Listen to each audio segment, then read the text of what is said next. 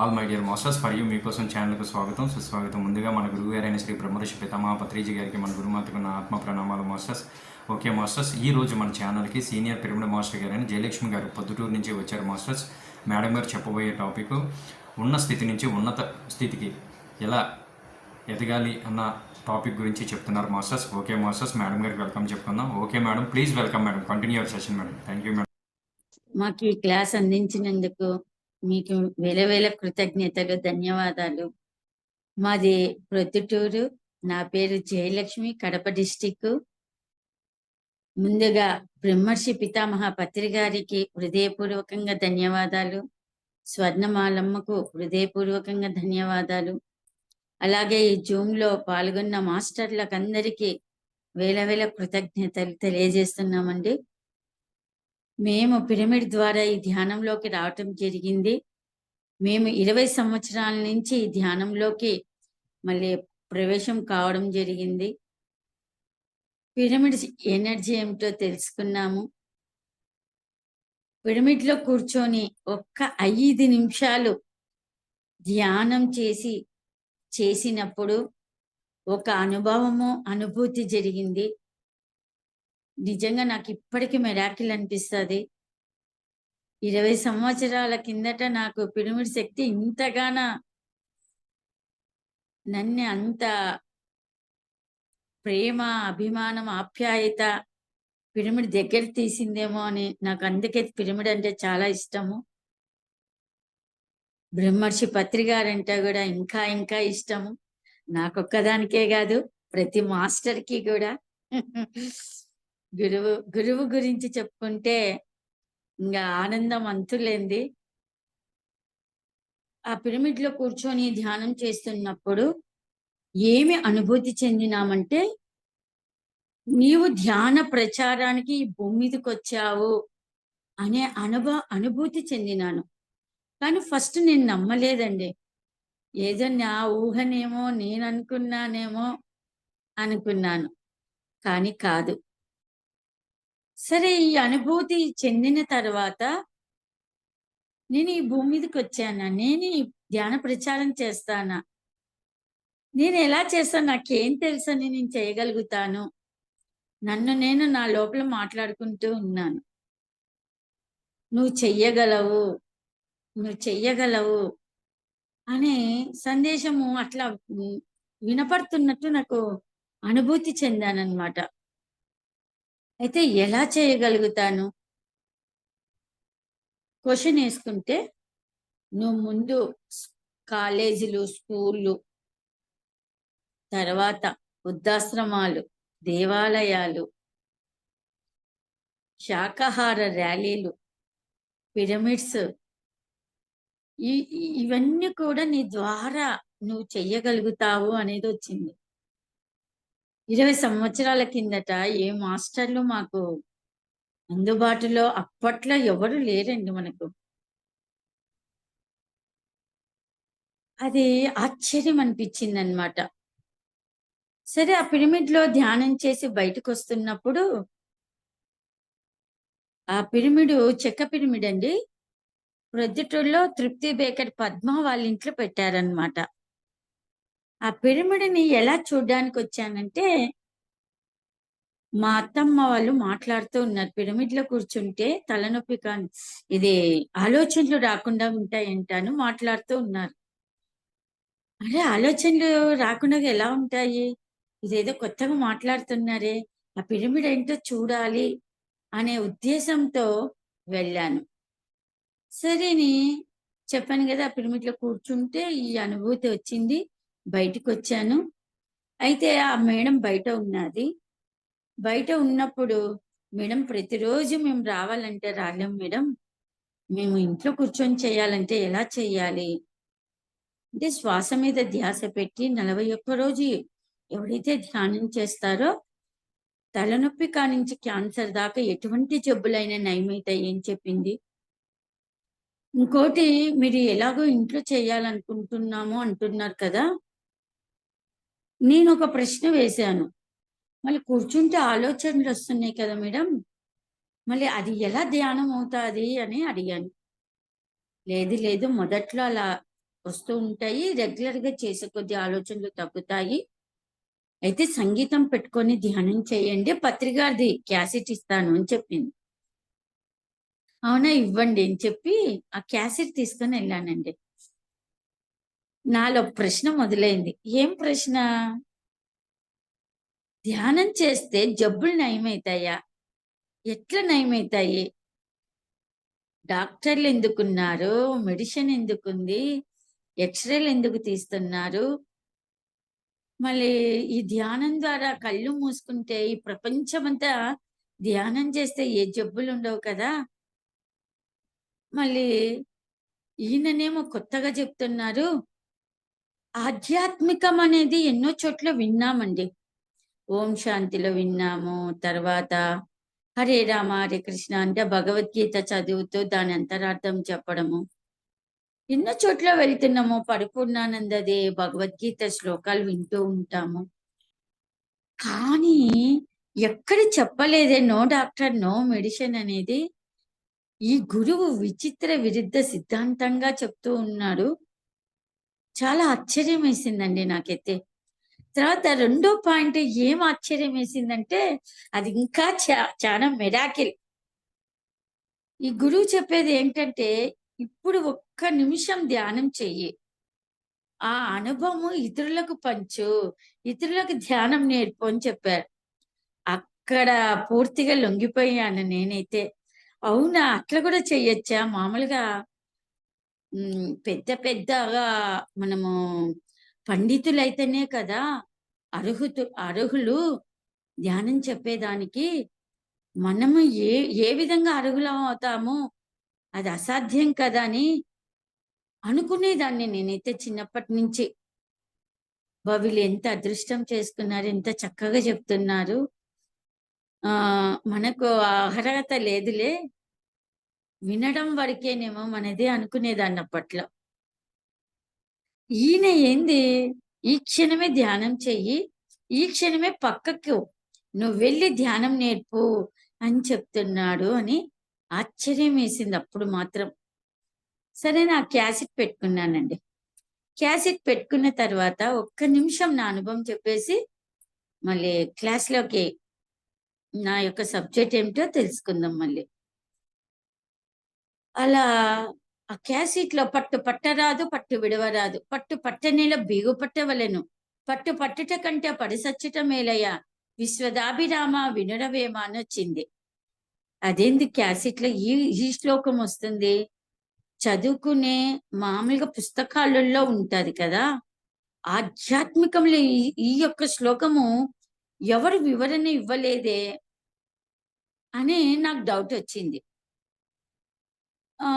తర్వాత పత్రి సార్ పాటొచ్చిందండి. ఆ పాట వచ్చిన తర్వాత, ఆ పాటలోనే నా యొక్క జ్ఞానం తెలుసుకున్నాను. మొట్టమొదట ఈ క్షణం ధ్యానం మొదలుపెట్టాను. ఆ యొక్క వాక్యాలు విన్నాను. వెంటనే ఇతరులకు ధ్యానం నేర్పడం మొదలుపెట్టానండి. ఆ రోజు నుంచి ఈ రోజు దాకా 20 సంవత్సరాల నుంచి ఎక్కడ ఆగలేదు. ఎన్నో క్లాసెస్ చేశాము.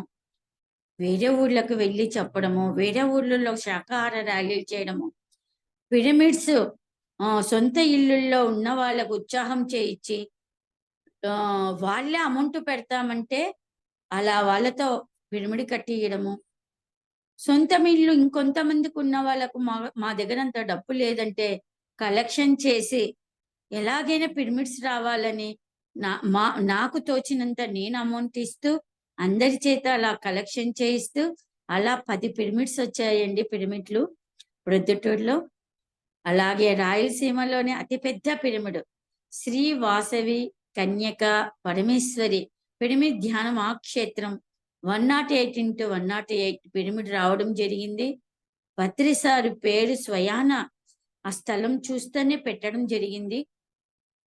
అందులో కూడా కొంచెం నేను అందులో కూడా సేవ చేస్తూ ఉన్నాను. అలా ఎన్నో స్కూళ్ళు, ఎన్నో కాలేజీలు, ఎన్నో వృద్ధాశ్రమాలు, ఆ తర్వాత వీధి వీధికి ఒక సెంటర్ ఏర్పాటు చేయడము. కర్తాలకి ప్రతి సంవత్సరం కూడా మా వంతు పరంగా మేము కలెక్షన్ చేసి అప్పట్లో 4,00,000 దాకా కలెక్షన్ చేసేవాళ్ళమండి. ఇప్పుడు మా దగ్గరకు అమౌంట్ వచ్చినది మేము అందిస్తున్నాము. అందరూ అడిగితే మేమే అక్కడికొచ్చి మేమే అందిస్తాము అని చెప్తూ ఉన్నారు. దాదాపుగా ప్రొద్దుటూరు నుంచి చాలా వరకు ఆల్ మాస్టర్స్ అక్కడ అందిస్తూనే ఉన్నారు. కాబట్టి మేము ఎక్కడ పత్రిసార్ ప్రోగ్రామ్స్ అంటే అందరికీ ఇన్ఫర్మేషన్ ఇవ్వడము, నా ద్వారా అందరిని ఒక 60 మందిని తీసుకెళ్ళేదాన్ని. అలా మళ్ళీ అన్ని విధాలుగా పత్రి గారు నేర్పారండి మాకు. అంటే రియల్‌గా కాదు, అంతర్ముఖంగా ప్రతి ఒక్కటి నేర్పించుకుంటూ వచ్చారు.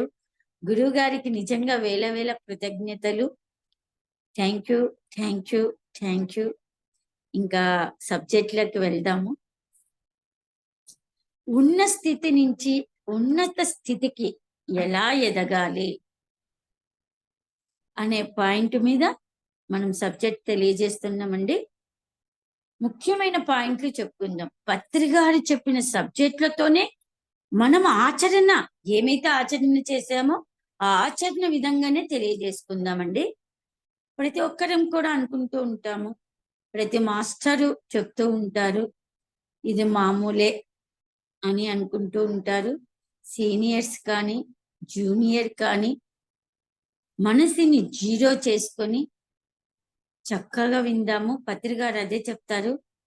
ఎవరు చెప్తున్నా నేనిప్పుడే వింటున్నాననే భావనతో శ్రద్ధగా విని, ఎప్పుడైతే విని దాన్ని ఆచరిస్తారో, ఉన్న స్థితి నుంచి ఉన్నత స్థితికి ఎదుగుతాము అని పత్రి గారు స్వయాన చెప్పడం జరిగింది. ఇక్కడ సీనియర్ లేదు, జూనియర్ లేదు. అందరూ ఒక్కటే, సరి సమానమే. అది చాలా పాయింట్ చాలా బాగా నచ్చింది నాకు. మనమంతా ఒక ఫ్రెండ్స్ అంతే. నేను మొట్టమొదటి పాయింట్ ఏంటంటే, నేను ఆత్మనిని ఎవరైతే ఆ సంకల్పం చేస్తారో, ఉదయం లేసినప్పటి నుంచి రాత్రి పండుకునేంత దాకా 41 రోజులు ఎవరైతే మండల దీక్షతో అది ఉచ్చారణ చేస్తారో, దాని నుంచి ఎన్నో లాభాలు పొందుతాం. అంటే నువ్వు ఒకసారి అనుకున్నావా, 2 సార్లు అనుకున్నావా, 10 సార్లు అనుకున్నావా, 20 సార్లు అనుకున్నావా, 40 సార్లు అనుకున్నావా, 50, 100 లేదు. లేచినా, కూర్చున్నా, పండుకుంటున్నా, తింటున్నా అనుక్షణం ఎలా ఉచ్చారణ చేశావు అన్నది ఎవరి అనుభవ ప్రకారం వాళ్ళకి తెలుస్తూ ఉంటుంది ఇక్కడ. శ్రద్ధావాన్ లభతే జ్ఞానం అంటారు. శ్రద్ధ ఉండి పాటించే వాళ్ళకు ఎన్నో లాభదాయకాలు జరుగుతాయి అని చెప్తారు గురువుగారు.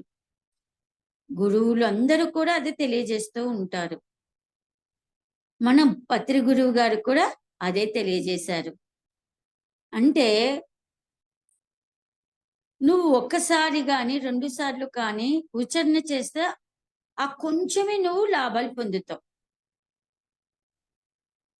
అలాగే 10 సార్లు, 20 సార్లు ఎవరైతే ఉచ్చారణ చేస్తారో దాన్ని తగ్గట్టుగా లాభాలు పొందుతారు.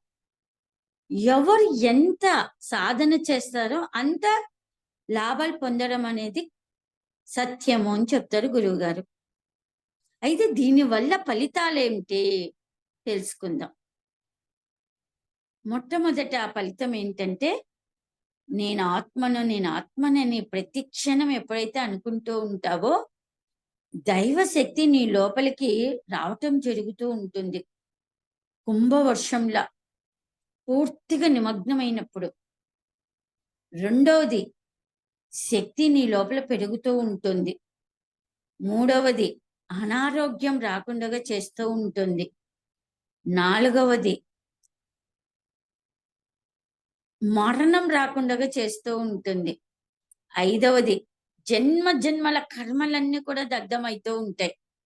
ఆరవది, నువ్వు ఏమనుకుంటే అది అతి త్వరగా పని స్పీడ్‌గా అవుతూ ఉంటుంది.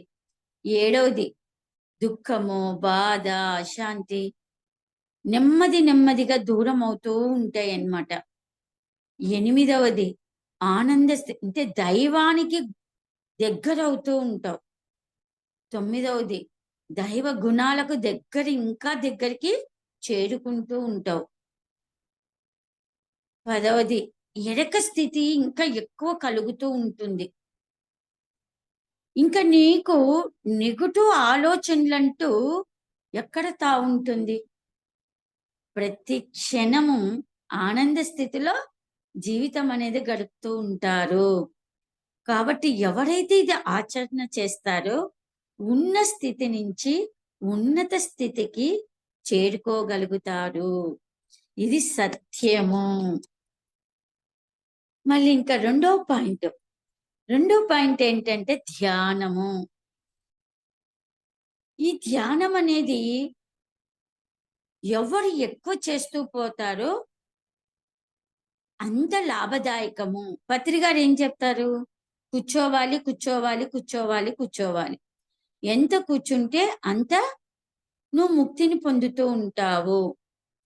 ముక్తి అంటే ఏంది? మోక్షం అంటే ఏంటి? అందరికి డౌట్ వస్తూ ఉంటుంది. ముక్తి మోక్షం అంటే ఏదో కాదండి. ద్వంద్వత్వ స్థితిలో నుంచి ఏకత్వ స్థితిలోకి చేరుకోవడమే ముక్తి. అంటే ఏంటి? దానికి కూడా అర్థం కాదు అన్న వాళ్ళకు ఇంకా క్లారిటీ. నిరంతరము ఆనంద స్థితిలో చేరుకుంటూ ఉంటావు చూడు. ద్వంద్వత్వమే లేకుండగా, నాది నీది అనే భావన లేకుండగా ఎవరైతే ఉంటారో వాళ్ళే దైవానికి అర్హులు, ముక్తి స్థితికి. మళ్ళీ ఇక్కడ ధ్యానం అని చెప్తున్నారు కదా, చిన్న వయసులో నుంచే ధ్యానం అంటున్నారు, అవునా? అందుకే పత్రి సార్ ఏం చెప్తారంటే, ధ్యానము చేద్దామురు అన్నలారా, శ్వాసను పడదామురు, అయ్యలారా కల్లారా మల్లారా, అయ్యలారా పిల్లలారా పెద్దలారా, ధనికులారా పేదలారా, ధ్యానము చేద్దామురు అన్నలారా, శ్వాసను పడదామురు. చిన్న వయసు నుంచే, 5 ఏళ్ల వయసు నుంచే ధ్యానం మొదలు పెట్టాలి. బాల్యము, యవ్వనము, కౌమారము, వృద్ధాప్యము, ఏ ఏజ్లో వాళ్ళైనా కంపల్సరీ ధ్యానం చేయాలి. ధనికుడు కావచ్చు, కుంటివాడు కావచ్చు, గుడ్డివాడు కావచ్చు, పేదవాడు కావచ్చు, ఎవరైనా సరే ఎవరికి ఏమి కావాలనే ఈ ధ్యానంలో జరుగుతుంది. పత్రి గారు చెప్పడం జరిగింది. అయితే మనకు అనిపిస్తూ ఉంటుంది, చిన్న వయసులో ధ్యానం ఎందుకు? వయసు వచ్చిన తర్వాత కదా, బాధ్యతలన్నీ అయిపోయిన తర్వాత కదా అని అందరం అనుకుంటూ ఉంటాం. కానీ ఏ వయసులో ఏ వ్యాధి వస్తుందో ఎవరికైనా తెలుసా అండి? చిన్న వయసులోనే షుగర్లు వస్తున్నాయి, అవునా? చిన్న వయసులోనే చావు రావచ్చు. ఎవరైనా చెప్పగలుగుతారా? ఎవరు చెప్పలేరు. ఏ క్షణంలో ఎవరు చనిపోతారో ఎవరైనా చెప్పగలుగుతారా? ఎవరు చెప్పలేరు. మరణమే కాదండి, దుఃఖ రాహిత్యం కూడా అంతే. ఏ క్షణంలో ఏ దుఃఖానికి లోనవుతావో ఎవరైనా చెప్పగలుగుతారా? ఎవరు చెప్పలేరు. కానీ మన శరీర అవయవాలు, ఈ రోజు నీ అవయవాలంతా బాగున్నాయి, కానీ రేపు కానీ మన్నాడు కానీ నీ అవయవాలకి యాక్సిడెంట్ జరగచ్చో, లేకుంటే ఏమైనా కాలు పోవచ్చో, చేయి పోవచ్చో. ఏం జరుగుతుందో ఎవరికైనా ఏమన్నా తెలుసా? ఎవరికీ తెలియదు. కాబట్టి ఇలాంటివి మన రోగాలు కావచ్చు, మన బాధలు కావచ్చు, మన కష్టాలు కావచ్చు, మన అవమానాలు కావచ్చు, ఏవైనా కావచ్చు, ఇవన్నిటికీ నువ్వు దాటుకోవాలంటే నీలో శక్తి కావాలి. శక్తి ఉంటేనే ఏదైనా దాటగలుగుతావు. శక్తి లేకపోతే వేటిని దాటలేవు. ఈ దాటలేక ఏం చేస్తామంటే మనము మరణానికి ఆలోచనలు చేస్తూ ఉంటాం. అరే! ఇవన్నీ నేను తట్టుకోలేకపోతున్నాను, నేను డబ్బు పోగొట్టుకున్నాను. అందరికి అప్పుల పాలయ్యాను. అవమానాలు తట్టుకోలేకపోతున్నాను. ఇంకా నాకు చాలా తట్టుకోలేకపోతున్నాను. రకరకాలుగా అంటే ఇప్పుడు ఎగ్జాంపుల్ పిల్లలు కావచ్చు. పిల్లలు చ చదువుకునే దాంట్లో ఫెయిల్ అయితే అవమానాలకు గురి కాకూడదని కూడా చనిపోవచ్చు. ఈ చావనేది చెప్పనీకి లేదు కదండీ! ఏ క్షణంలో నీ మనస్సు మారిపోతుందో ఎవరు చెప్పలేరు. నువ్వు కోటీశ్వరుడు కావచ్చు. డబ్బుకు నీ యొక్క బాధలకు సంబంధమే లేదు అని చెప్తున్నారు గురువుగారు. చిన్న వయసులో నుంచే 5 ఏండ్ల వయసులో నుంచే ధ్యానం ప్రారంభం చేయడం వల్ల నీ జీవితము బంగారు బాటగా తీర్చిదిద్దబడుతూ ఉంటుంది. ఒక ఎగ్జాంపుల్ చెప్పుకుందాం. చిన్న వయసులో ఎందుకు ధ్యానం చేయాలి అనేది. ఒక అమ్మాయి 10th ఇంటర్ చదువుతూ ఆ అమ్మాయికి వాళ్ళ తల్లిదండ్రులు లేక ఒకే ఒక కూతురండి వాళ్ళకు. వాళ్ళ తల్లి మామూలుగా ఎలా చెప్తుంది పిల్లలకి, ఒకే కూతురు కాబట్టి నా బిడ్డ అన్నిట్లో సక్సెస్‌ఫుల్ గా కావాలని ప్రతి తల్లిదండ్రులు కోరుకుంటూ ఉంటారు. అయితే ఆ అమ్మాయి ఏం చేసింది, డాన్స్‌లో చేర్పిస్తే డాన్స్ సరిగ్గా చేయడం లేదు. పోనీ చదువులలోనన్నా కొంచెం మార్కులు ఏమైనా తెచ్చుకుంటుందంటే, సరిగ్గా మార్కులు తెచ్చుకోవడం లేదు. తల్లి కొద్దిగా అరుస్తేనన్నా అవేర్‌నెస్ పెరుగుతుందేమో అని అరుస్తది. తల్లి కావచ్చు, తండ్రి కావచ్చు. అంతకు మించి ఏమీ ఉండదక్కడ. అది తప్పు. నిజంగా సరియైన జ్ఞానం ఉంటే తల్లిని కానీ, తండ్రిని కానీ ఎక్కడ తప్పు పట్టరు. సరికాని జ్ఞానం ఉంటేనే నా తల్లి నన్నే తిడుతుంది, నన్నే అవమానిస్తుంది, నన్నే ఎగతాళి చేస్తుంది. అలా ఆ అమ్మాయి ఎక్కువ మైండ్‌లో పెట్టుకొని ఇంటర్‌లో మార్కులు తక్కువొచ్చాయని ఉరేసుకొని చనిపోయింది. లేక ఒక అమ్మాయి అంతే. చూడండి, అదే చిన్న వయసులోనే ధ్యానం అందిస్తే ఆ అమ్మాయి సరియైన జ్ఞానంతో జీవించగలుగుతుంది గదండీ! అందుకే ప్రతి స్త్రీ ధ్యానం నేర్చుకొని ప్రతి పిల్లలకు ధ్యానం నేర్పాలి. ఏ క్షణం ఏ విధంగా ఆలోచనలు మార్పు చెందుతూ ఉంటాయో ఎవరికీ తెలియదు. ఆ తల్లి బిడ్డ చనిపోయిన తర్వాత ఆ తల్లి గిలగిల కొట్టుకుంటుంది. నాకు లేక ఒక్క బిడ్డ పుట్టింది. అరే! ఎందుకిలా జరిగింది? నాకే ఎందుకు జరిగింది? నేనేం కర్మ చేశాను? ఆ బాధతో బిడ్డ పోయిందని బాధపడాలనా? లేకుంటే పక్కన వాళ్ళు అనే మాటలకు బాధపడాలనా? తల్లి ఏం జేసిందో, ఏమి రాచి రంపాన పెట్టిందో, లేపోతే ఆ పిల్లకి చావాల్సిన పని ఏముంది? రకరకాల మాటలు. బిడ్డ పోయిందని ఏడవాలనా? పక్కన వాళ్ళు మాటలు అంటున్నారని దీనికి ఏడవాలనా తల్లిదండ్రులు? చూడండి ఎలా ఉందో పరిస్థితి చూడండి. డబ్బుంది, పేరుంది, అన్నీ ఉన్నాయి. మళ్ళీ అన్నీ ఉండి కూడా ఎందుకిలా జరిగిందంటే, సరి అయిన సంస్కారం లేక. తల్లికి కావచ్చు, బిడ్డకు కావచ్చు, ఎవరికైనా కావచ్చు.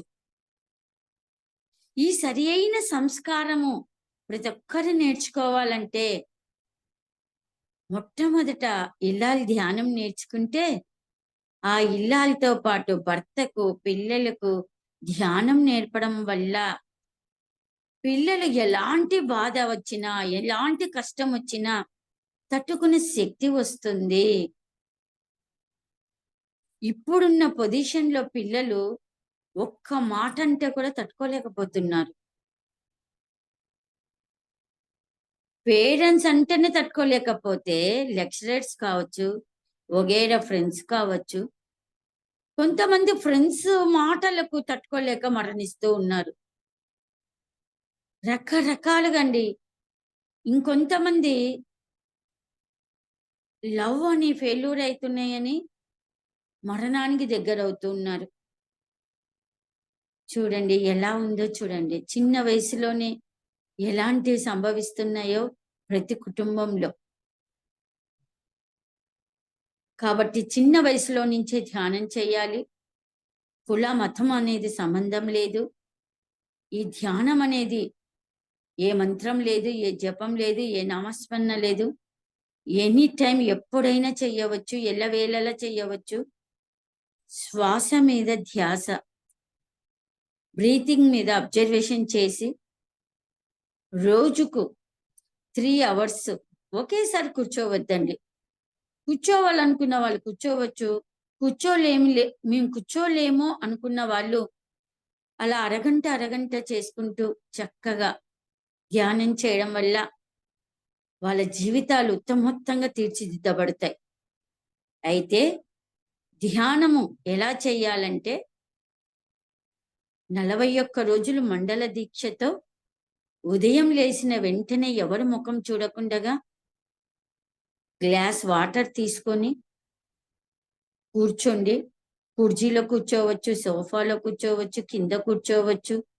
కింద కూర్చుంటే సిట్రైట్‌తో కూర్చోండి. పైన కుర్చీలో కానీ, సోఫాలలో కానీ అలా కూర్చున్న వాళ్ళు పాదాలు క్రాస్ చేయండి. స్పెట్స్ ఉన్న వాళ్ళు తీసి హాయిగా కూర్చోండి. మనసుని ప్రశాంతత వైపుకి తీసుకెళ్ళండి. ఆలోచన వచ్చినప్పుడు శ్వాసను గమనించండి. అయితే కొన్ని టెక్నిక్స్ టెక్నికల్‌గా మనం తెలుసుకోవచ్చు. అంటే కొన్ని ఎలా చేయాలనేది తెలుసుకుంటే ఇంకా కొంచెం మనకి ఈజీగా అయితూ ఉంటుంది. కళ్ళు 2 మూసుకున్న తర్వాత వెంటనే శ్వాస దగ్గరికెళ్ళకుండగా కంటికి ఏం కనపడుతుందో చూడండి. 2 కన్నుల మధ్యలో చూడండి. చీకట, వెలుతుర, నీళ్ళ, చెట్ల, కొండల, కోనల, పర్వతాల ఒక డిక్షనరీ ఛానెల్‌గా మనకు కనపడుతూ ఉంటుంది.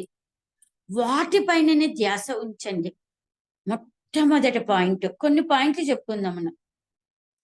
మొట్టమొదటి పాయింట్ ఏంటంటే కంటికి ఏం కనపడుతుందో వాటి మీదనే కనెక్ట్ అయ్యి మనం ధ్యానంలోకెళ్ళిపోవాలి.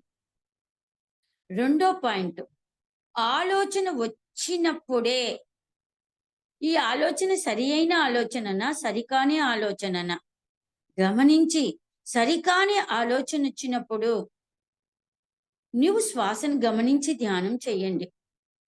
టైం లేదు కాబట్టి మళ్ళీ తొందరగా చెప్పుకుందాము. మూడోది అంటే మొట్టమొదట కంటికి ఏం కనపడుతుందో దాని మీద. రెండో పాయింట్ ఏంటంటే ఆలోచన వచ్చినప్పుడు, సరికాని ఆలోచన వచ్చినప్పుడు శ్వాస మీద ధ్యాస.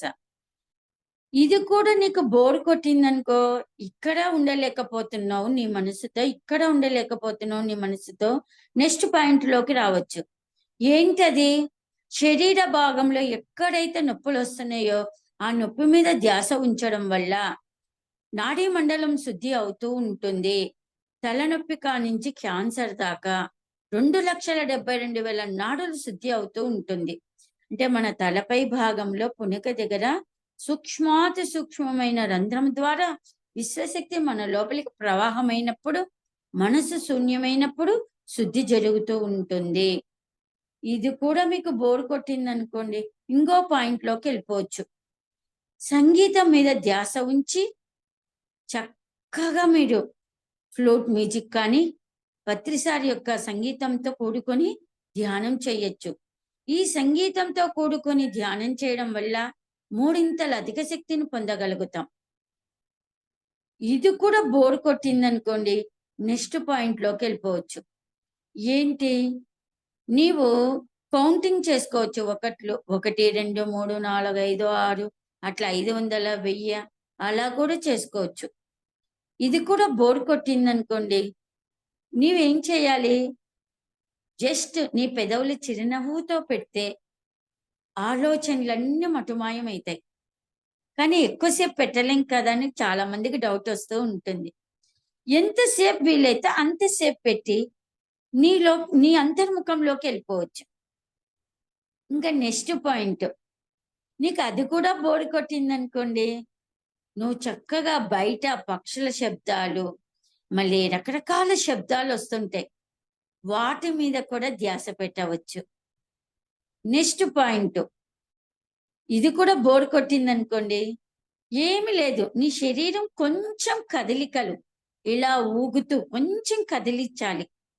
ఇలా కదిలించి ఆ ఊగే దాని మీద ధ్యాస ఉంచండి. ఆ ధ్యాస ఉంచడం వల్ల ఆలోచనలు పూర్తిగా మాయమైపోతాయి. ఇది కూడా బోర్ అనిపించింది అనుకోండి, నెక్స్ట్ పాయింట్ లోకి ఫ్యాన్ శబ్దమైనా కావచ్చు. చక్కగా ఆ ఫ్యాన్ శబ్దం కూడా బోర్ అనిపించింది అనుకోండి, ఇంకో పాయింట్ లోకి వెళ్ళిపోవచ్చు మనం. ఏంటి ఆ పాయింట్లు అంటే, ఆ పాయింట్ ఏంటంటే, మన చెవులు ఉన్నాయి కదా, మన చెవులో కర్ణబేరిలో 200 రంధ్రాలు ఉంటాయన్నమాట. ఆ 200 రంధ్రాలు నాకు పని చేస్తున్నాయా లేదా ప్రతి శబ్దాన్ని కౌంటింగ్ చేసుకోవచ్చు. అది కూడా బోర్ అనిపించింది అనుకోండి, ఇంకా నువ్వు ఏం చేయొచ్చు, ప్రకృతిని క్రియేట్ చేసుకోవచ్చు. అంటే సముద్రంలోకి వెళ్ళి నువ్వు ధ్యానం చేస్తున్నట్లు, చెట్ల దగ్గర కూర్చొని ధ్యానం చేస్తున్నట్టు, గోవుల దగ్గర కూర్చొని ధ్యానం చేస్తున్నట్టు అలా క్రియేట్ చేసుకుంటూ అలా గంటలు గంటలు సాధన చెయ్యొచ్చు మనం. మళ్ళీ ఇలా చక్కగా ఆచరించడం వల్ల ఉన్న స్థితి నుంచి ఉన్నత స్థితికి ఎదగవచ్చు. కూర్చునేటప్పుడు ఇంకా ఆలోచనలు రాకుండా ఉండాలంటే, మనం కూర్చున్న చోట కర్పూరం చల్లుకొని ఊదిబత్తీలు వెలిగించుకొని చక్కగా ఆ స్మెల్ ద్వారా కూడా నువ్వు ఆలోచన లేని రహిత స్థితికి చేరుకోగలుగుతారు. నెక్స్ట్ పాయింట్ ఏంటంటే, ఆధ్యాత్మికమైన పుస్తకాలు చదవడం. మొట్టమొదటి పాయింట్ నేను ఆత్మననేది, రెండో పాయింట్ ధ్యానం అనేది.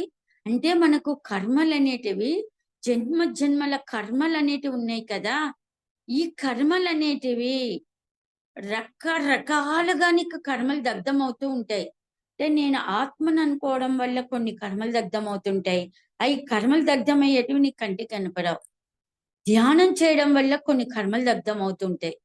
ఆ కర్మలు అనేటివి రకరకాల కర్మలు ఉంటాయి కదా, దీని వల్ల కూడా ధ్యానం చేయడం వల్ల కూడా కొన్ని కర్మలు దగ్ధం చేసుకోగలుగుతాము.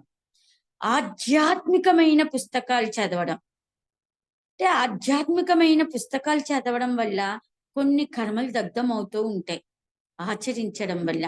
అంటే ఇప్పుడు ఎగ్జాంపుల్, ఏవో పెద్ద పెద్ద గ్రంథాలు ఏం అవసరం లేదండి. ధ్యాన జగత్తు పుస్తకము ఒక్కటి చదివితే చాలు, నన్ను అడిగితే మాత్రం. ఎందుకంటే నేను ఆచరించినది నేను చెప్తున్నా. ఇష్టమైతే వేరే పుస్తకాలైనా చదవచ్చులే, దానికేం నో అబ్జెక్షన్. ఎందుకంటే ధ్యాన జగత్ పుస్తకం అనేది పవర్ఫుల్ బుక్ అండి. ఈ పవర్ఫుల్ బుక్ గురించి నేను చెప్తానండి. పత్రిసార స్వయాన తన శక్తి ఎంత దాంట్లో పెడతారు. ఆ శక్తి అంతా ప్రతి పాయింట్ లో ఉంటుంది ఆ శక్తి. తర్వాత యోగుల సందేశాలు అన్నీ అందులో ఉంటాయి. మాస్టర్ల సందేశాలు, అనుభవాలు అన్నీ కూడా అందులో ఉంటాయి. మళ్ళీ ధ్యాన జగత్ పుస్తకంలో అన్ని విధాలుగా చిన్న చిన్న కథలు ఇస్తారు. చక్కగా అన్ని విధాలుగా అందులో ఉంటాయి. ఆ పుస్తకము ఒక్కటి చదివితే ఏమి లాభాలు పొందుతామో తెలుసుకుందామండి. మా ఆయనకు 20 సంవత్సరాల కిందటండి, నేను కొత్తగా అప్పుడు ధ్యానంలోకి వచ్చాను. చెప్పాను కదా, ఈ క్షణం ధ్యానం చేశాను, మరుసటి రోజే ధ్యానం చెప్పడం మొదలు పెట్టాను. ఎట్లా అంటే పిచ్చి పిచ్చిగా ప్రచారము, ఆ దేవాలయాలు అది చెప్పాను కదా, మొత్తము వృద్ధాశ్రమాలు, దేవాలయాలు, వీధి వీధిన, తర్వాత బస్ స్టాండ్కి వెళ్ళి పాంప్లెట్లు పంచడం, కూరగాయలు అమ్మొచ్చేట, అట్లా వెళ్ళి చేసేదాన్ని కదా. ఒక్కసారి ప్రేమ్‌నాథ్ సారు పౌర్ణమి రోజు రావడం జరిగింది. అప్పుడు ప్రేమ్‌నాథ్ సార్ ఏం చెప్పారంటే, కొత్తలో అప్పుడు ఆహ్, చాలామంది ప్రచారం చేస్తూ ఉంటారు కదా! ప్రచారం చేయడం వల్ల కూడా కొన్ని కష్టాలొస్తాయి. ఆ కష్టాలకు భయపడి మీరు ధ్యానం చేయడం కానీ, ధ్యాన ప్రచారం కానీ మానివేయొద్దండి.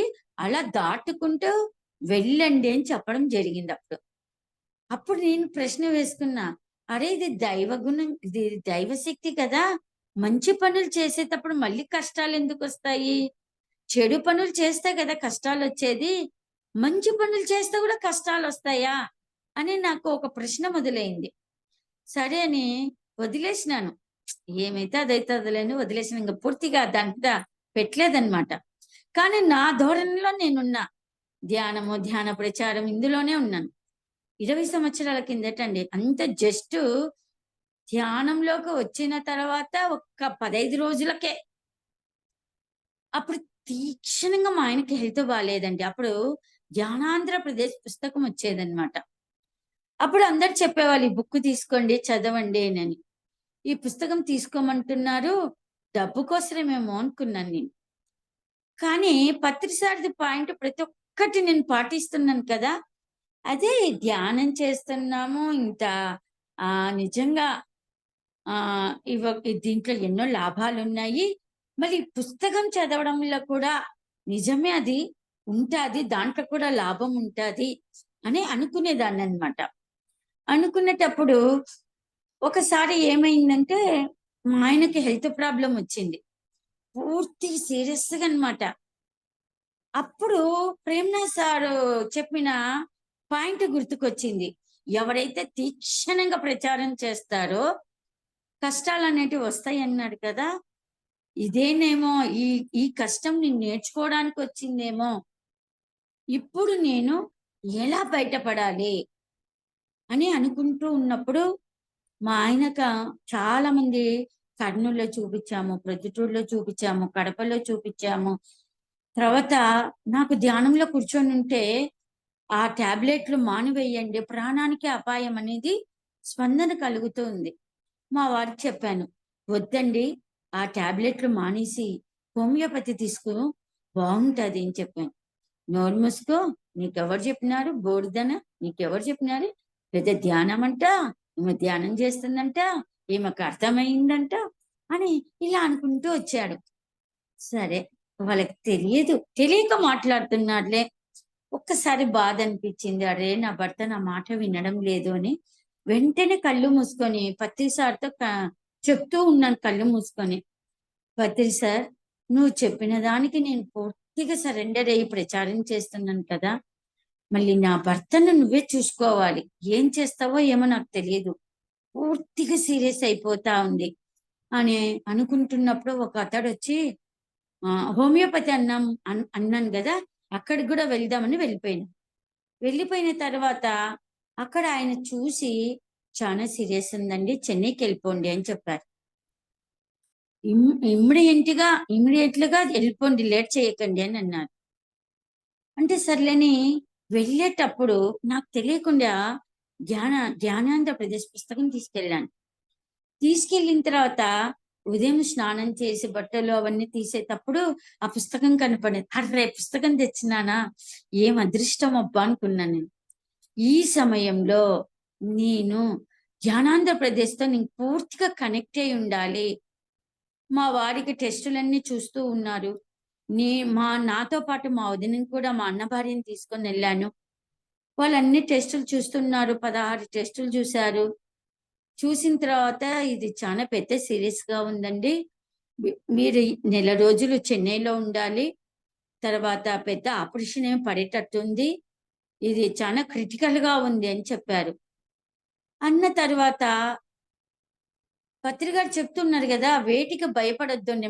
మాకు ఎవ్వరు ఏ గురువులు లేరప్పుడు 20 సంవత్సరాల కిందట. ఆయన యొక్క క్యాసెట్‌తోనే నా ధైర్యం అలా ఆహ్, వచ్చిందేమో అని నాకనిపిచ్చింది.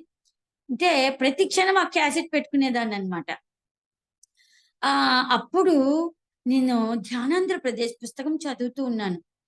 ఆ పుస్తకం తీశాను పత్రిక గారికి చెప్పుకున్నాను. పత్రిజీ, నేను వారం కల్లా వెళ్ళిపోవాలి. నేను పూర్తిగా ధ్యాన ప్రచారంలోకి ఇన్వాల్వ్ కావాలి. నా భర్తకి ఏమీ కాకూడదు. ఇది నువ్వు అక్షరాల సత్య వాక్యంగా నాకు జరగాలి. ధ్యాన ప్రచారానికి బల్లగుద్ది నేను చెప్పాలి. ధ్యానం అంటే ఎంత గొప్పదని నేను చెప్పాలి అనుకొని, ఇంకా ఏ ఆలోచన పెట్టకుండగా పూర్తిగా జీరో అయిపోయి, ఆ ధ్యానాంధ్రప్రదేశ్ పుస్తకం చదవడం మొదలుపెట్టానండి. వాళ్ళు ఒక్కొక్క టెస్ట్ చేసి ఒక్కొక్కటి చెప్తూ వచ్చారు. మా వదిన అప్పుడే వచ్చింది. ఏమే వాళ్ళు రకరకాలుగా చెప్తా ఉన్నారు. ఏందో బుక్ పట్టుకొని చదువుతున్నావు, భయం లేదా? మీ ఆయనని చూస్తే నాకు భయమేస్తుంది. కళ్ళు తిరిగి ఎక్కడంటే అక్కడ పడిపోతున్నాడు. ఎట్లా ఏమి నాకు భయమేస్తుంది గానీ నీవేమి అంత ధైర్యంగా ఉన్నావని మా వదిన గారు అంటా ఉంది. నేనొక్కటే చెప్పాను. నా గురువుని నమ్ముకున్నాను. నా గురువు ఉన్నాడు. నా గురువు చూసుకుంటాడు. నాకు సంబంధమే లేదు అనుకొని ఆ ధ్యానాంధ్రప్రదేశ్ పుస్తకము చదువుతూనే ఉన్నా. అలా 3 రోజులు టెస్ట్ చేసినారండి. 17వ టెస్టుకు మీకు మర్నాడు చెప్తాము అన్నారు. సరే అన్నా. మర్నాడు చెప్పారు. ఏమని? ఏం లేదండి, మీరు వారం రోజుల్లో వెళ్ళిపోవచ్చు. చిన్న మైనర్ ఆపరేషన్ అని చెప్పారు. అంటే ధ్యానాంధ్రప్రదేశ్ పుస్తకము ఎంత గొప్పదో చూడండి. ఎంత ధైర్యాన్నిచ్చింది, ఎంత సహనం ఇచ్చింది. మళ్ళీ తర్వాత డాక్టర్లు చెప్పిన మాటకు సరెండర్ కాకుండా గురువు మీదనే పూర్తిగా నమ్మక భావం చేసింది ధ్యానాంధ్రప్రదేశ్. కాబట్టి దయచేసి ప్రతి ఒక్కరింట్లో ధ్యాన జగత్ పుస్తకం ఖచ్చితంగా ఉండాలి. దానివల్ల అనేక లాభాలేమిటో చెప్తాను. ఎవరైతే ధ్యాన జగత్ పుస్తకం చదువుతారో వాళ్ళకి ఏ పని జరగాలన్నా ఆ పని తొందరగా సక్సెస్ఫుల్ గా జరుగుతుంది. ఆ పుస్తకం చదవడం వల్ల మనకు కుటుంబంలో ఎలాంటి సమస్యలున్నా మాస్టర్స్ మనకు సహాయ సహకారంగా ఉంటారు. తర్వాత ధ్యాన జగత్ పుస్తకం చదవడం వల్ల శక్తి మన లోపలికి ప్రవాహం అవుతూ ఉంటుంది. రాత్రిపూట చదువుతూ మన హృదయం పైన పెట్టుకొని నువ్వు ఏమైతే రేపటికి ఏం కావాలనో అడిగితే ఆ మాస్టర్స్ మనకి హెల్ప్ చేస్తారు. ఎన్నో అనేక లాభాలు. మళ్ళీ మనకు పిల్లలు కావాలంటే పిల్లలు అవుతారు, పెళ్లి కావాలంటే పెళ్లిళ్ళు అవుతాయి, తర్వాత డబ్బు కావాలంటే డబ్బు రావటం జరుగుతుంది. అనేక లాభాలు. అయితే నమ్మకం ఉండాలి, గురువు మీద నమ్మకం ఉండాలి. మళ్ళీ ఆ ఆధ్యాత్మికమైన పుస్తకం చదవడం వల్ల ఆ మాస్టర్లు మీద నమ్మకం ఉండాలి. మళ్ళీ అది ఆచరించడం వల్ల ఉన్న స్థితి నుంచి ఉన్నత స్థితికి ఎదుగుతారు. నెక్స్ట్ పాయింట్ ఏంటంటే ప్రతిసారి చెప్తారు, సూది మందు లేదంట, గోళీ మందు వద్దంట, పైసా ఖర్చు లేదంట, డాక్టర్ కాట్కే వద్దంట, మన శక్తి మనకంటారు అన్నలారా, వేరే దారి లేదంటారు. ధ్యానం ధ్యానము చేద్దామురు అన్నలారా, శ్వాసను పడదామురు. తలనొప్పి కానించి క్యాన్సర్ దాకా ఎటువంటి జబ్బులైనా సూది వద్దు, గోళీ వద్దు, డాక్టర్ వద్దు. నీలో ఉన్న ఆత్మ చైతన్యం ద్వారా నువ్వు ధ్యానం చేస్తే నీ లోపల ఎక్స్రే ఉంటుంది, మందులుంటాయి, మళ్ళీ ఆపరేషన్ జరుగుతుంది. ఆత్మ చైతన్యం ద్వారా తనకు తానుగానే శుభ్రం చేసుకుంటుంది ఆ రోగాన్ని. రియల్ గా మేము 20 సంవత్సరాల కిందట ధ్యానం చేసి నా యొక్క అనారోగ్యాన్ని రియల్ గా చూశానండి. నేను ఏంటంటే నా అనారోగ్యము, నేను యోగా క్లాస్కి వెళ్ళానండి. ధ్యానము బాగా కుదరడానికే యోగా క్లాస్కి వెళ్ళాను. కానీ అక్కడ శరీర పరంగా ఎక్సర్సైజులు చేపించారు, కానీ ధ్యానం 5 నిమిషాల వరకే. ఎందుకు చేరానురా అనుకున్నాను.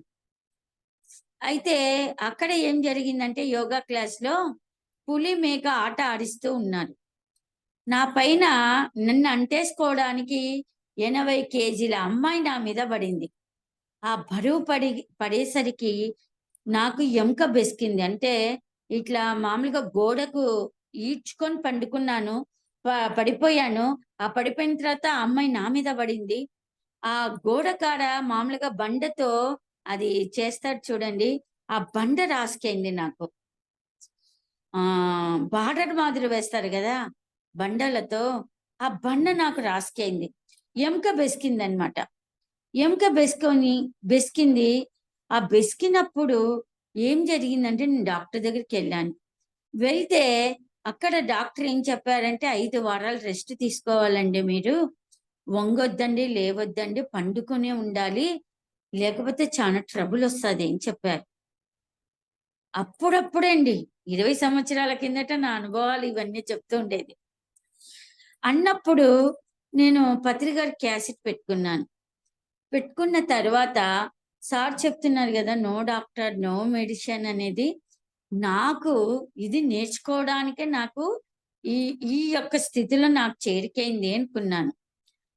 అప్పుడు డాక్టర్ చెప్పారు గదా! రెస్ట్ తీసుకోమని.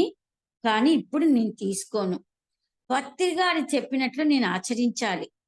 ఇది నిజంగా సత్యమైతే ఇంకా నేను వేగవంతంగా ప్రచారం చేయవచ్చు అని వంగడము, లేవటము, బరువులు మోయటము, గంటలు గంటలు ధ్యానం చేయటము ఇలా చేశాను. చేసిన తర్వాత వారమైన తర్వాత డాక్టర్ దగ్గరికి తీసుకెళ్లారు. చెక్ చేశారు. "అంతా బాగుందమ్మా. ఇలాగే నువ్వు 4 వారాలు పాటించు" అన్నారు. నేను బయటకొచ్చి నవ్వుకున్నాను. అరే! నేను డాక్టర్ ఏం చెప్పారు? లేవకూడదు, కూర్చోకూడదు, వంగకూడదు, బరువులు మొయ్యకూడదు అని చెప్పారు కదా! గురువు మాట ఎంత సత్యమో చూడండి. గురువు చెప్పినది ఎప్పుడైతే పట్టుదలగా ఆచరిస్తామో, ఎలాంటిది ఏమీ జరగదు అన్న వాస్తవము నో డాక్టర్, నో మెడిసిన్. పౌర్ణమి రోజు అప్పుడు, పౌర్ణమి రోజు కూర్చున్నానండి గంటల కొద్దీ. ఆ బెసికిన నరము దూరం ఉండేది అటాచ్‌మెంట్ అయ్యింది. అక్కడ నాకు కనపడుతూ ఉంది. ఎవరో ఇద్దరు మాస్టర్స్ వైట్ డ్రెస్‌తో వచ్చి దాన్ని ఏదో చేస్తున్నట్టు, దాన్ని అటాచ్‌మెంట్ చేస్తున్నట్టు ధ్యానంలో అంతా చూశాను. అప్పుడు నాకనిపిచ్చింది. అందుకేనేమో Patri sir no doctor, no medicine ఏది అవసరం లేదు. నువ్వు ధ్యానం చేస్తే చాలు. నీ యొక్క రోగానికి లోపల అంత సమస్త సంపద నీ లోపలనే ఉంది. నువ్వు ఆత్మశక్తిని నమ్మితే చాలు. మళ్ళీ అప్పుడు మాకెవరన్నా మాస్టర్‌లొచ్చి చెప్పారా? ఎవరు చెప్పలేదే. పత్రి సార్ క్యాసెట్ ద్వారా పట్టుబట్టి ఆయన ఏం చెప్తున్నాడు, నేనేం ఆచరించాలి. దాని మీదనే ధ్యాస పెట్టేదాన్ని నేను. మళ్ళీ నేను పత్రి సార్‌ని గూడా చూడలేదప్పుడు. తర్వాత చూశాను నేను. అంటే ఆయన వాక్యాలు నాకంత స్పందన కలిగాయి. అంటే ఎవ్వరు చెప్పలేదు ఇంత విచిత్ర విరుద్ధ సిద్ధాంతంగా అనిపిచ్చింది. ఇవన్నీ కొత్తదనంలా అనిపిచ్చింది నాకు. చేసి చూడాలి, చేసి చూడాలి, చేసి చూడాలి ఇవేంటో అనేది. అలా మళ్ళీ చక్కగా ఆచరణ చెయ్యాలి. ఏ రోగమొచ్చినా తిట్టుకోకూడదండి. ఏ రోగమొచ్చినా నువ్వేం చెయ్యాలంటే తిట్టుకోకుండగా తలనొస్తుందనుకోండి, తలపై భాగంలో 2 చేతులు కలిపి ఆ అణువులతో, పరమాణువులతో మాట్లాడుకోవాలి. "ఓ వచ్చావా? Thank you. తట్టుకునే శక్తిని, జ్ఞానాన్ని కలిగించు. నువ్వు ఎంతసేపుంటావో ఉండు. చక్కగా నాకు తట్టుకునే శక్తినివ్వు" అని ఎప్పుడైతే ప్రేమగా, అనురాగంగా వాటితో మాట్లాడతావో, ఆ అణువులు, పరమాణువులు చక్కగా హెల్ప్ చేస్తాయండి. మోకాళ్ళ నొప్పులు కావచ్చు, బ్యాక్ పెయిన్ కావచ్చు, షుగర్ కావచ్చు, బీపీ కావచ్చు, ఏదైనా కావచ్చు. నువ్వు రోగాన్ని తిట్టుకున్నావా పగబడతాయి. నువ్వు ఎంతెంత తిట్టుకుంటావో తిట్టుకో, చచ్చేంత దాకా తిష్ట వేసుకొని కూర్చుంటాను. చనిపోయిన తర్వాత కూడా మళ్ళీ నువ్వు జన్మ తీసుకున్నా కూడా నీతో పాటే నేనొస్తాను. అందుకే మళ్ళీ జన్మ తీసుకున్న తర్వాత ఆ కర్మను మళ్ళీ మోసుకొని వస్తూ ఉంటాం. ఆ కర్మలు మోసుకోకుండా ఉండడానికి సరియైన జ్ఞానము బ్రహ్మర్షి పితామహ పత్రి గారు మనకు నేర్పించారు. అంటే ప్రతి రోగాన్ని ప్రేమిస్తే ఆ రోగం నుంచి నువ్వు బయటపడగలుగుతావు. ఆ కర్మ నుంచి దగ్ధం చేసుకోగలుగుతావు. ఇంకా పెద్ద పెద్ద రోగాలు వచ్చేటివి కూడా రాకుండగా నువ్వు చక్కగా ఆరోగ్య స్థితికి చేరుకోగలుగుతావు ధ్యానం వల్ల. నిన్ను నువ్వు తెలుసుకుంటే నీ శ్వాసని నీ శ్వాసే నీ గురువు అంటున్నాడు పత్రి గారు. నేను కాదు గురువుని. మీ శ్వాస గురువుని పట్టుకోండి. మీ శ్వాసే మీ గురువు. మీ శ్వాసే మీ ప్రాణం. మీ శ్వాసే మీ జీవితము. నెక్స్ట్ జన్మలో ఈ జబ్బులు రాకుండగా నువ్వు డాక్టర్ని పట్టుకున్నావా, మందులు మెడిసిన్ తీసుకున్నావా, మళ్ళీ నెక్స్ట్ జన్మలో నీకు మళ్ళీ ఆ వ్యాధులు వచ్చి తీరుతాయి. ఎందుకు వస్తాయి? నువ్వు పాఠం నేర్చుకోలే కాబట్టి. ఏం పాఠం నేర్చుకోలే? No doctor, no medicine. ఆత్మ చైతన్యం ద్వారానే దగ్ధం చేసుకోవాలనే జ్ఞానము నువ్వు ఆ పాఠం నేర్చుకోలేదు. ఇప్పుడే ఈ జన్మలోనే నేర్చుకో. ఇదే ఆఖరి జన్మ చేసుకో. ఎంత అద్భుతమైన పాయింట్ చెప్పాడండి పత్రి గారు. ఎంత అద్భుతమైన జ్ఞానం అందించారండి మనకు. అవునా కదా? మాంసం అంటే హింస, అంటే హింస అంటే పాపం అంట, పాపం అంటే రోగం అంట, రోగం అంటే నరకం అంట. పాపము వీడాలిరో అన్నలార మాంసము మానాలిరో. ధ్యానము ధ్యానము చేద్దామురు అన్నలార శ్వాసను పడదామురు. దేహమే దేవాలయం, జీవుడే దేవుడు. అవును చెప్పుకుంటున్నాం కదా, దేహమే దేవాలయము, ఆత్మే పరబ్రహ్మమని. మళ్ళీ ఈ దేవాలయానికి మాంసాహారము ఎలా అందిస్తున్నారు? మానవుడు కట్టిన దేవాలయానికే ఒక గుడికి వెళ్తే నువ్వు మాంసం ఏమైనా తీసుకెళ్తావా? ఒక్కసారి ప్రశ్న వేసుకోండి. తీసుకెళ్ళావు కదా. పెరుగన్నమన్నా, చిత్రాన్నమన్నా, పొంగలన్నా ఇలాంటి పవిత్రమైన ఆహారం కదండి మనం గుడికి తీసుకెళ్లేది.